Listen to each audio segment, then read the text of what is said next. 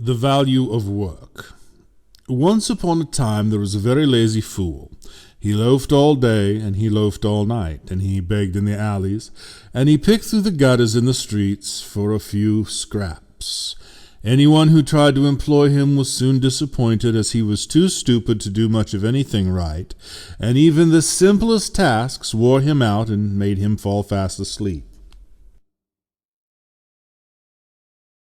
Those that hired him regretted it later, and so the lazy fool was sent packing in quick succession. Job after job. He soon found himself cast from the village, the other villagers throwing rotten eggs and tomatoes at him if he stayed, or chasing him around and beating him with sticks.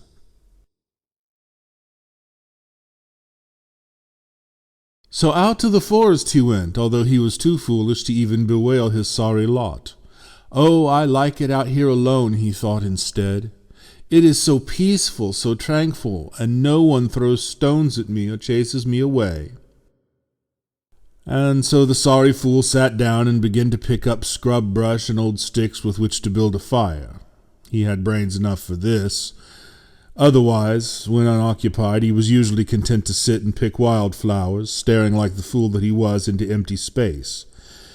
When asked his thoughts by passers-by, he couldn't reply, for you see, he hadn't any thoughts. Soon it began to get very cold, and it was very damp. In time the fool leaned over on his elbow and began to feel very sleepy.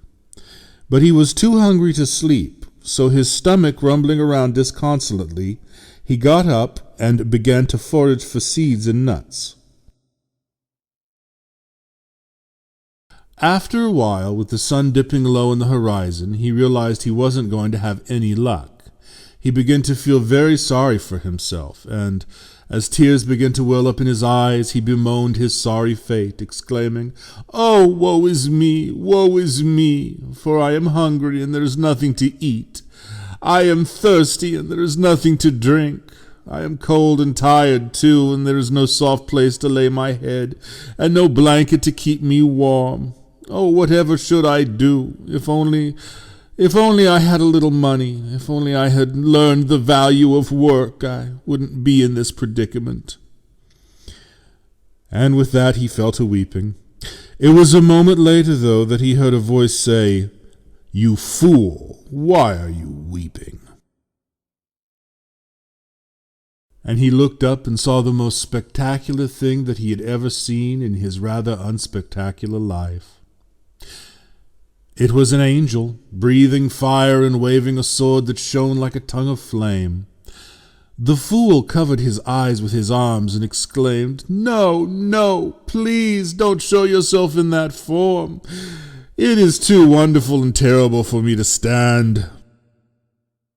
And the angel, realizing that this was indeed the case, suddenly changed form again, so that he wore a relatively normal skin of human flesh, complete with tattered clothes and worn-out hobnailed boots, as if he had been traveling long and hard, which, to be honest, he rather had.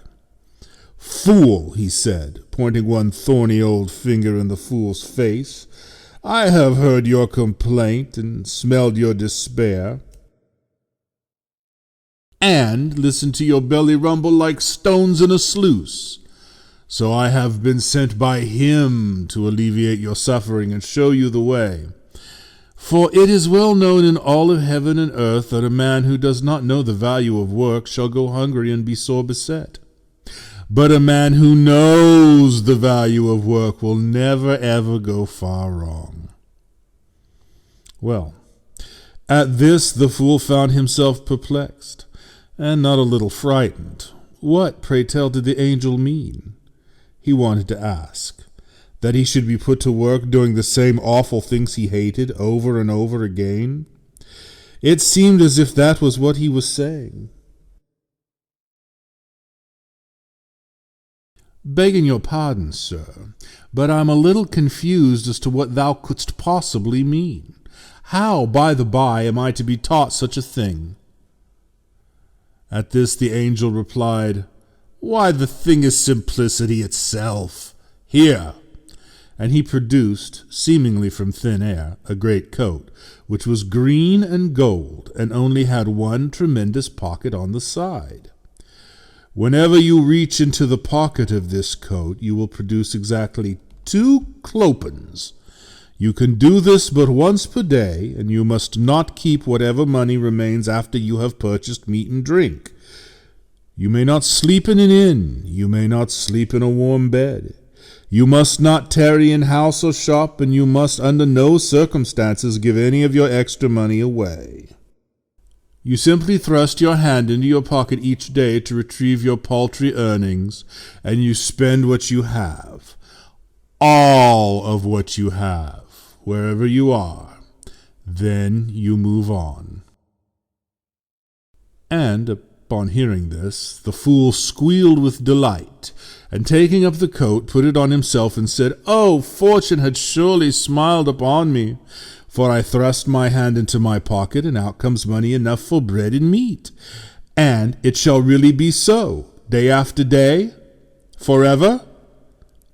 "Aye," nodded the angel, "it shall be so, until you have learned the value of work from the penury of idleness."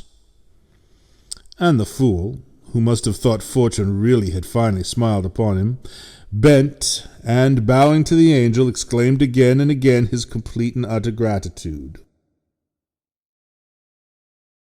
The angel said in turn, "Take heed. You may not thank me for such a gift once you have learned the value of work." And with that he disappeared.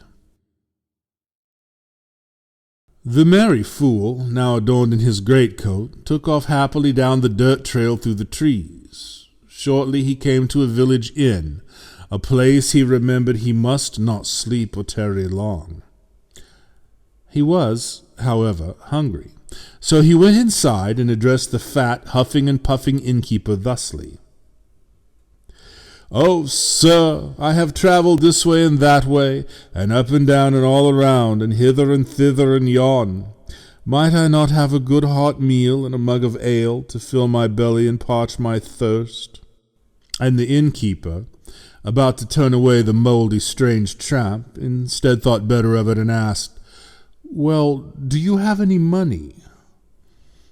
To which the fool replied, "Oh, certainly. Here are 2 clopens. Will that be sufficient for a good meal and a mug of ale?" And the innkeeper, seeing the fool's arm thrust out and 2 shiny clopens upturned in his palm, said slowly, a grin cracking across his face, "Why, certainly, sir. 1 clopen will be sufficient. That's the price I charge." At first, upon hearing this, the fool was overjoyed. Then he began to be dismayed. He said, "Oh, but I really must insist upon paying 2 clopens for the meal, as, you see, I must spend my 2 clopens every day exactly, as I am wearing a magic coat that was given to me by an angel. And the angel saith, Spend thus thy 2 clopens daily, and take none of the difference with thee, lest thou lose thy bread and meat, and then thou shalt never know the value of work." Well, upon hearing this, the innkeeper began to feel troubled, for he did not want to earn a reputation in the neighborhood as a man who would cheat a poor, foolish, mad beggar. So he said, "Sorry, sir, but I cannot possibly charge a man 2 clopens when 1 most certainly would suffice. Perhaps you had better spend the other clopen on a bed for the night." But the fool realized he could not do this. He began to feel sorely troubled and said to himself, "Oh, this free money business is not all it's cracked up to be. Perhaps I would have been better off if someone would have taught me the value of work, instead of giving me this magic cloak wherein I must spend 2 clopens and exactly 2 clopens every single day." And with that he fell to foolish weeping. Overhearing him, a man that had been drinking at a nearby table sauntered over and said, "Sir, if you'll allow me to introduce myself, my name is Gunnar, and I couldn't help but overhearing your poor lament to the innkeeper. If it is money you are looking to divest yourself of, then I most certainly am your man." And with that he held out one long dirty hand as if to implore the fool for his single clopen. At hearing this, the fool recoiled in horror, remembering the angel's warning that he couldn't under any circumstances give his money away. "Oh, no, sir," exclaimed the fool, "I certainly couldn't do that, but I suppose if you were agreeable I could buy you something, and that wouldn't violate the terms of my ownership of this magnificent magical coat. Look, I'll buy you a bed for the night, for I, myself, am not allowed to lie in a bed, or sleep in an inn, or tarry long in hamlet, village, or town." And the man, looking at him askance, none the less agreed to what he said, and went upstairs to his slumber. Well, the fool, noting that it was raining, and not liking to get soaked from head to foot, but likewise having no good place to sleep, spent the dark, thunderous night walking around and around the inn, seeking the scant shelter of the awning against the storm, cursing his luckless and sorry lot in life, and wondering at the irony of having a coat that gave him 2 clopens daily, yet could provide for so few of his many, many needs. "I tell you, it is simply not fair," he wailed, soaking wet and shivering. "I have a coat that gives forth money from its pocket, yet to use it I must never do this, and always do that, and never take this much, and always take that. Oh, how in the world is this supposed to teach me the value of work?" Unbeknownst to the fool, the man whose room he had paid for was a notorious bandit captain, a highwayman of ill repute. Upon conferring with his gang, he had informed them, "There is a man about the grounds of this inn with a coat full of clopens. Come, let us murder him, and seize his coat, and the money will be ours." And these ruffians and scoundrels, none of them ever having learned the value of work, hid amidst the trees and shrubs and swiftly moved, as the fool was stomping in the mud and cursing his luck, to waylay him. They cornered him in the dark and began to beat him savagely, all the time exclaiming, "Give us that coat, you scoundrel! Give us that coat!" until finally they managed to rip it off of him. They went through the pockets in search of the clopens they thought to be hidden there. But sure enough, as the fool was the only one that could reach into those pockets for money, and thus make the magic work, they came up huffing and puffing and angry as hornets, but empty-handed for all that. The biggest of them, who had mangled the coat in his heavy, dirty fingers, spat in disgust before throwing the thing in the bushes. The 3 men then beat a hasty retreat into the darkness, leaving the fool a poor, beaten husk to bleed all over the wet, muddy ground. "Oh," he said to himself madly, "woe is me, woe is me! Here I grovel in the mud, here I welter in my blood, and my belly is rumbling, and my nerves are jangling, and my head feels like a crushed egg, and I still have yet to learn the value of work." And weeping bitterly, he went into the bushes to fetch his magic coat.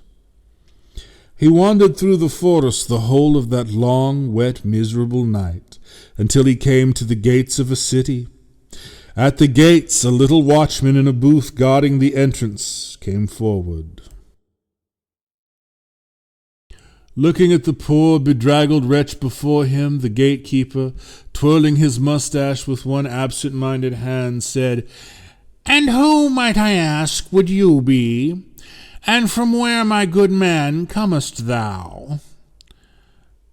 The fool said, "Oh, sir, I have been most terribly, terribly used.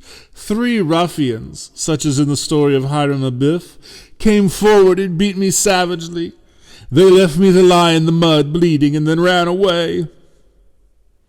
The gatekeeper, upon hearing this bit of intriguing news, then replied, "And why, pray tell, did they do this?" To which the fool, being hungry and tired, and also still quite the fool, answered truthfully, "Because of my magic coat, you see. This coat was given to me by an angel, so that I might someday," he said, "learn the value of work. Well, every morning at sunup, when I reach into this pocket, I can retrieve 2 clopens, no more, no less. And I must spend both of them each day, and keep nothing in return, and I cannot give them away to a friend or foe, nor can I sleep in a bed, nor can I tarry long in town or village. Those are the terms of my peculiar service." The gatekeeper, still twirling his mustache, said, "Rough terms indeed. Tell me, what do you plan to do while you are visiting our quaint little town of Begsburg-Begenbeek?" To which the fool replied, "Oh, sir, I am wounded and hurt, hungry and tired to my bones. If I could just curl up on a mat of straw outside of some kitchen in an alley and be fed a little, and perhaps have my wounds dressed by the beggars and street orphans, I shall be a happier man indeed." And the gatekeeper considered all of this, and after twirling his moustache a bit more, said, "Well, we have very special laws here, my unfortunate friend. No one enters or leaves who doesn't either have business with us, relatives that live here and own bakeries and shops, or is not a citizen himself. For a small fee, however, all of these conditions can be overlooked." And the fool, not a bit surprised at hearing this, and delighted that he might buy his way through the city gates and thus find himself something to eat, asked, "How much then is the price of admittance?" The gatekeeper, laughing, said, 3 clopens. The fool felt his heart sink dismally into his stomach. His bruised, battered face became even more downcast. He stated flatly, I only have 2, until sunup. I'll die of hunger before then." And laughing, the gatekeeper produced from the hidden corner of the little booth something long and terrifying he had hidden there. "Ah, well then, since you have only 2/3 of the fee, I suppose only 2/3 of you should thus be able to enter." And the mad gatekeeper swung a brilliant silver axe brutally down on the fool's left shoulder. The fool, foolish as he was yet quick enough to dodge the blow. He jumped out of the way of the madman's swing, but did not do it so soon enough that he didn't lose his left ear. Much like the Roman soldier come in the Gospels to arrest Christ, who was then set upon by St. Peter. There was no one, alas, to attach the poor fool's ear back to the side of his head, and so, holding the bleeding wound where his ear had formerly been, he took off into the trees, howling in agony, cursing his fate and declaring, "Woe is me! Woe is me! For I have been starved, beaten, and had my ear chopped off. All because of this magic coat and my 2 free daily clopens. Oh, if only I had been a better man, and studied my arithmetic, and learned my letters, and read my grammar. If only I had applied myself. If only someone at some point had taught me the value of work." And, not having any other way to staunch the blood, he ripped up the right leg of his trousers, and making a sort of bandage about his head, trudged through the murk in misery and despair. Finally, he began to smell a delicious aroma, and, following the lure of his grumbling stomach, finally came to the door of a weird, squat, mushroom-like dwelling that seemed to be half sinking into the earth. It was round, and the roof seemed to be of thatch, which must, he knew, be frightfully bad at keeping the rain out.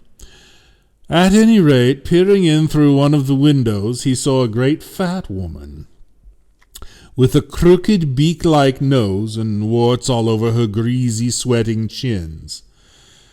Not to mention a cocked, gleaming yellow eye. Working feverishly at a stove, she was baking what he took to be meat pies, and there were a mound of pie fillings in front of her on the sideboard. His stomach grumbling miserably for food, he finally decided to swallow his fear, and, knocking a little pitter-patter on the wooden door, stood back, looking a fright, to wait for the old woman to answer. A few moments later she came, huffing and puffing, to the door. He saw then that she was even uglier and more frightening than what he had first supposed. But, as he was starving nearly to skin and bones, and bleeding to boot, he said, "Oh, missus, I have been most dreadfully used. I have been starved, beaten, and nearly had my head chopped off by a man that took my ear instead. I am here bleeding and starving, and smelling the wonderful pies you are baking, the aroma wafting all through the dense, thick forest trees. I could not help but smell the delicious, oh so delicious aroma of your baking meat pies." And turning his face upward at the wooden sign hanging from the entrance-way, which had inscribed upon it a rather curious dragon's head, and the words, "Mamie's Magnificent Meat Treats," he said, "Missus, you must be Mamie. I'm—" But before he could say another word, the great fat ogress woman put her balled-up little fists on her massive hips, puffed air loudly through her nose, sighed, and said, "Well, aren't you a fright, love? My, someone's really gone and done a number on you. I suppose you'll be wanting a few scraps with which to fill your belly, huh? Well, get in here and start mopping up then. This isn't a charity. After all, if you want something to eat, you're going to have to toil for it day and night. Maybe after that, a beggar such as yourself will finally know the value of work."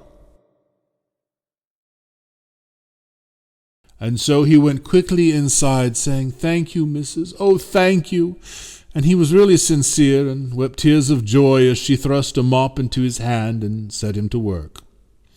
He toiled day and night and day, but his reward was to be bathed and fed cold porridge and left-over pie, so it was rather happily he toiled. And, thanking his lucky stars, he got on his knees that night, and, folding his hands and raising his head to heaven, exclaimed, "Oh, thank you, Lord, thank you, for have I not been a profligate wanderer, sore beset, and have you not seen fit to bring me to this humble abode, all the better to reprove and chastise me, and to finally teach me the value of work?" And so the days turned into weeks. Once a day the old woman Mamie would trundle her cart of pies out the door and down the hill, huffing and puffing through the glade and past the brook and to the city gates to sell her meat pies to the passers-by in the streets of dusty, dirty, down at the heels Bergsberg-Begenbeek. The fool would sometimes accompany her, but on these busy days when there was too much to clean up, he would stay behind and tidy the place, clean the oven, sweep the floors, and such like. Well, the fool could enter and leave any room in the place as he saw fit, but Mamie cautioned him against going into one room, a room with a strange, little round yellow door.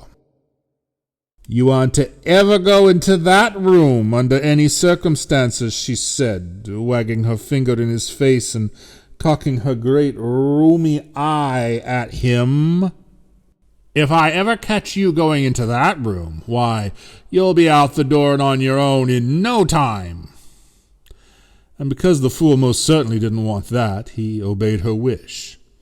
This day, however, his curiosity about that room was running very high. He stopped at the door, considered the little yellow brass knob, rubbed his chin thoughtfully. I wonder what could be in there that's so important she doesn't want me to see. Could it be treasure? And then he thought out loud, "Well, she's gone. If I take just one little peek inside, how will she ever know?" And then the fool, because he was a very great fool, had the little brass knob in hand and was turning it before he could stop himself. He threw open the door and walked inside, letting his eyes adjust to the darkness. What he saw astounded him. It was a heaping heap of mangled dead, bodies that had been chopped to pieces, and some of them seemed to be pretty recently killed. My word, this woman is killing people and turning them into her magnificent mincemeat pies. And the horror of the whole thing overwhelming him, he flew from the room and closed the door. His brain raced madly when he saw that Mamie was standing in the front door, her fists balled at her hips, with a vexatious look on her face. Well, she began to coo. Well, she began to coo. I leave for just a few moments, and sure enough, you've gone and done the one thing I told you never to do. You've been in the room, haven't you? Seen the bodies, didn't you? Know the secret, don't you? Sure, I kidnap travelers, waylay them on the road at night, then I bring them back here, and then I butcher them like hogs. I steal everything they have with them. Then I ties them down, I do, and cut off strips of their flesh, I do. Piece by piece, I do. Then I take those strips of flesh and fat to bake into my delicious pies. And do you know what? Folks around these parts love 'em. Think they're venison, they do. Why, one big fat man comes and buys one every day and stuffs it into his big fat pie hole and lets the juice dribble down his fat chins. No one suspects that what they are really eating ain't venison at all, but their fellow friends and neighbors, what were unlucky enough to run into me as they traveled the lonely forest roads. And as she started to speak, a funny thing began to occur. Her eyes grew red and bulging, and her face seemed to swell like a balloon, as if it would suddenly pop. Her teeth grew long and jagged and hung out of her mouth, and her tongue, which the fool saw to his horror was forked, like a snake's, began to slither and whip about in the air. Terrified, the fool grabbed the first object he could lay his hands on, a heavy rolling pin. The ghoulish woman, now swelled to the size of a terrible growling hog, suddenly leapt toward the fool, her curling, claw-like fingers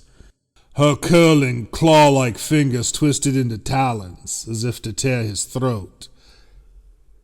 The fool brought the heavy rolling pin down on the bloated old monster. He must have hit exactly the right spot, too, as she exploded like a massive balloon, making quite an unappetizing mess all over the walls and ceiling. The fool had no idea what to do now. In a panic, thinking he could hear the approach of local forest rangers, he began to stuff the remains of the monstrous old woman into a huge pie tin he found lying about, one that was really quite oversized. He grabbed a cleaver and began to cut the big parts into littler parts. Then an idea struck him. Well, I shall just bake her up into a huge pie, just as she has done to all the others, and then I will trundle the cart out to the city gates, announce myself, be invited in, and sell portions of the huge pie to all her usual patrons. And then I will truly understand the value of work. And the fool, being such a damnable daft fool, he actually thought this to be a good idea, started tossing celery and carrots, potatoes and onions and other such like into the pot, and then went and began to spread the dough for crust. Soon he had made a thorough mess, but he managed to put into the huge black iron oven the massive pie tin.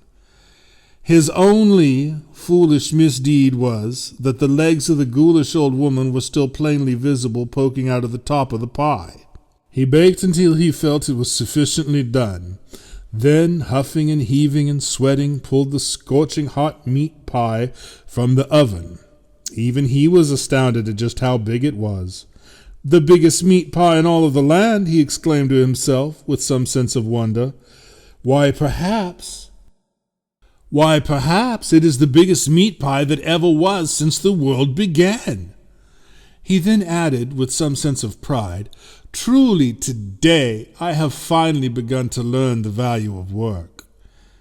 He huffed and puffed and sweated and finally got the enormous pie onto the pie cart. He then trundled the cart to the city gates, where the gatekeeper, who had previously cut off his ear, looked at him with some sense of wonder. But since the pie cart was allowed in every day, come rain or shine, he opened the gate and gave the fool entrance without question. The fool walked through the city streets until he came to the marketplace.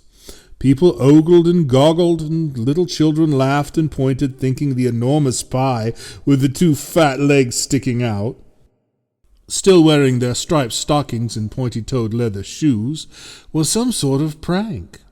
The fool assured them that it was not.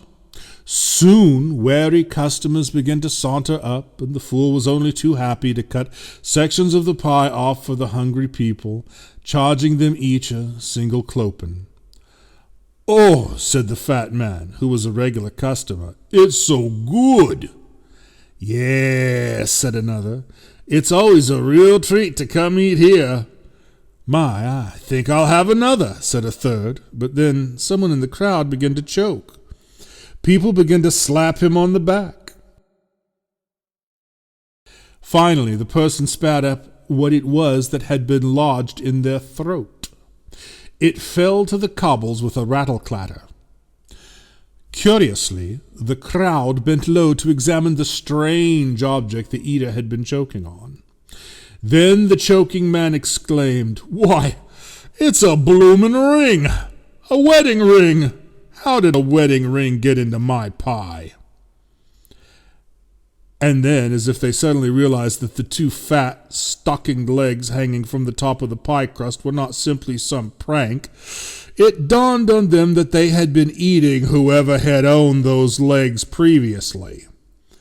People threw down their pie tins in the street and began to retch and be really sick. After a few moments of this, though, they decided they were going to lynch the fool. Running in terror for his life, the fool turned into an alley, realizing when it was too late that it led to a dead end. He was finally backed up against a wall when, "Hi, what's all this then?" 2 peelers came around the corner, swinging their nightsticks, dispersing the crowd. The angry, sickened people all began to shout at once, something the 2 lawmen were not prepared for. Not being able to make heads nor tails of the crowd's complaint, they arrested the fool and tossed him into jail. The fool sat in his cell miserably. "Oh, woe is me, woe is me!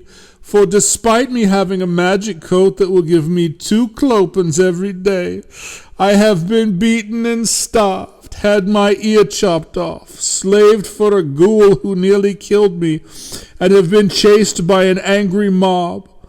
Now I have been cast into prison, and I don't know if I shall ever get out.